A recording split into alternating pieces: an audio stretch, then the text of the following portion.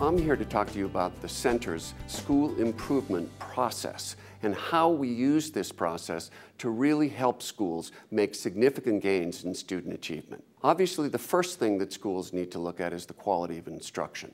And that is the biggest focus of this work, is how do we increase the quality of instruction?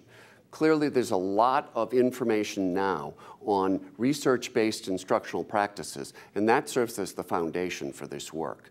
The second part, however, is getting teachers and administrators to use these practices in their classrooms. We do this through the use of data teams and through a 5-step process that examines teaching and learning in an ongoing way with formative assessments. And it is the heart of the data team process, really, that guides the school improvement work. The third piece is what we call the PIM process: planning, implementing, and monitoring. One of the biggest challenges for schools across the country is the lack of monitoring.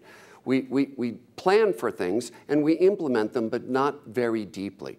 And part of the reason for that is that we don't know how deeply we've implemented it. So a monitoring process helps to collect data on how well are we implementing. Now, it's very important that you understand that monitoring is not used negatively, but used as a feedback loop to everybody in the school and in the district, so that this kind of ongoing feedback helps guide people in their implementation. The fourth area is alignment.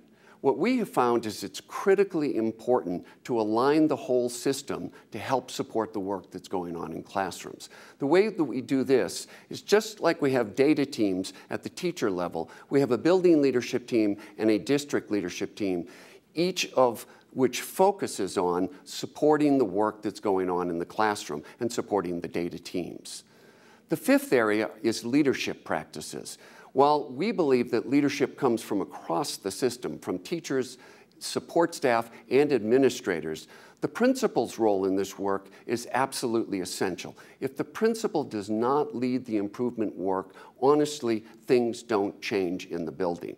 So the work in leadership areas is to help principals institute the most important work, which is focusing on classroom practices. The last area that I'm going to talk about is reciprocal accountability. What we have found is that external accountability really doesn't help people to change much. It's internal accountability to each other through our teams that provides us with the strength to really move forward with the change process and with changing our own practices. So we would hope that all of these particular variables unite together to help schools change in a very significant way.